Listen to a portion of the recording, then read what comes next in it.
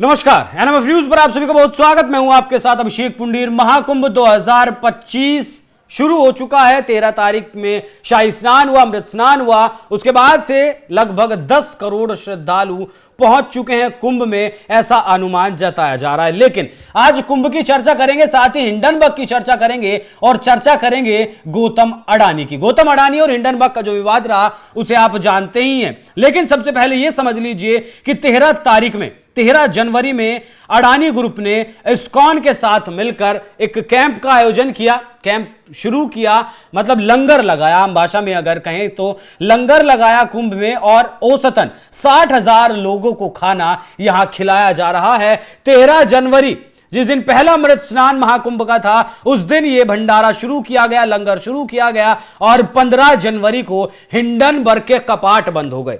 Hindenburg जो agency थी, Hindenburg जो कंपनी थी, सिर्फ 9 लोगों से जो कंपनी चल रही थी, कई लोगों को लाखों करोड़ रुपए का जो चूना लगा चुकी थी, अडानी को भी लाखों करोड़ का चूना जो कंपनी लगा चुकी थी, वो कंपनी 15 जनवरी को बंद हो गई। 15 जनवरी को उसने ऐलान किया कि अब हमारे पास ज्यादा आइडियाज नहीं है, जिसकी वजह से हम कंपनी को बंद कर भाग रहे हैं। हालांकि इसके पीछे का कारण यह भी बताया गया कि रिपब्लिकन पार्टी के एक सांसद की जांच की बात कही गई। जैसे ही डोनाल्ड ट्रंप 20 जनवरी में शपथ लेंगे, वैसे ही डीप स्टेट वाले जो हैं, जितने भी लोग डीप स्टेट के हैं या फिर भारत के खिलाफ जो काम करते हैं, उन लोगों के खिलाफ सघन जांच होगी। उसी लिहाज से पहले ट्रूडो ने इस्तीफा दिया अपने पद से, उसके बाद बांग्लादेश में भी अस्थिरता चल रही है, वहां भी यूनुस खान के खिलाफ विवाद शुरू हो गया। उसके बाद ये जो हिंडनबर्ग थी, इसने भी अपनी कंपनी बंद कर ली, ताला लगा दिया। 2023 में जिस वक्त हिंडनबर्ग की अडानी को लेकर रिपोर्ट आई थी, जिस पर आरोप लगाए गए थे कि अडानी ग्रुप के द्वारा शेयर बाजार है, जो शेयर हैं, उसमें घपलेबाजी की गई। हालांकि साबित नहीं कर पाए, सबूत नहीं दे पाए, लेकिन उसके बावजूद भी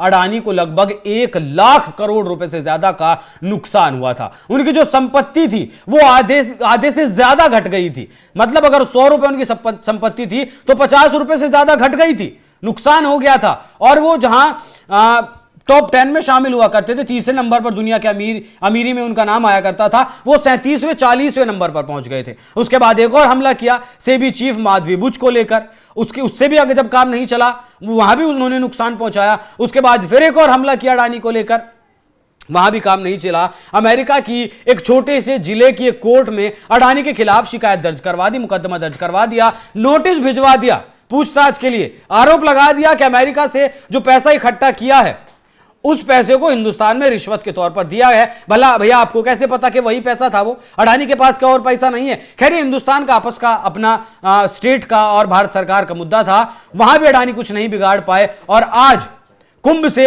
ये, अब लोग कह रहे हैं कि कुंभ से ये अडानी के लिए कुंभ बहुत प्रभावी साबित हुआ, बहुत शुभ साबित हुआ। 13 तारीख को लंगर शुरू किया अडानी के द्वारा। और हां, एक बात और बता दें आपको, 1 करोड़ धार्मिक किताबों का भी वितरण इस महाकुंभ में अडानी ग्रुप के द्वारा किया जा रहा है। रोज 60,000 से ज्यादा लोगों को यहां खाना खिलाया जा रहा है। 13 जनवरी को शुरू होता है और 15 जनवरी को अपना तामझाम बोरिया बिस्तर लेकर अडानी जो ये हिंडनबर्ग है वो भाग जाता है। जैसे ही हिंडनबर्ग 15 तारीख को भागता है, 9 तारीख में अडानी पावर्स में 9%, अडानी की पावर्स के शेयरों में 9% की बढ़त देखने को मिली। अडानी ग्रीन एनर्जी में 8.8% का इजाफा हुआ, और अडानी एंटरप्राइजेस के जो शेयर थे वो 7.7% तक ऊपर गए। अडानी टोटल गैस के शेयर 7% ऊपर गए। और ये जो तेजी है अडानी के शेयरों में लगातार जारी है। तो लोग अब कह रहे हैं कि कुंभ से एक तरफ अडानी को फायदा हुआ और दूसरी तरफ हिंडनबर्ग रिसर्च जिसका नाम था, वो उसका बहुत भारी नुकसान हुआ। तो वो ये भी कहा जा रहा है कि अध्यात्म की जो शक्ति है उसमें बहुत ज्यादा शक्ति है, ताकत है। कुंभ की शक्ति को झेल नहीं पाया हिंडनबर्ग और अपनी दुकान को बंद करके भाग निकला। यही है खबर, और इस खबर पर क्या है आपकी राय, कमेंट कर में जरूर बताएं। धन्यवाद।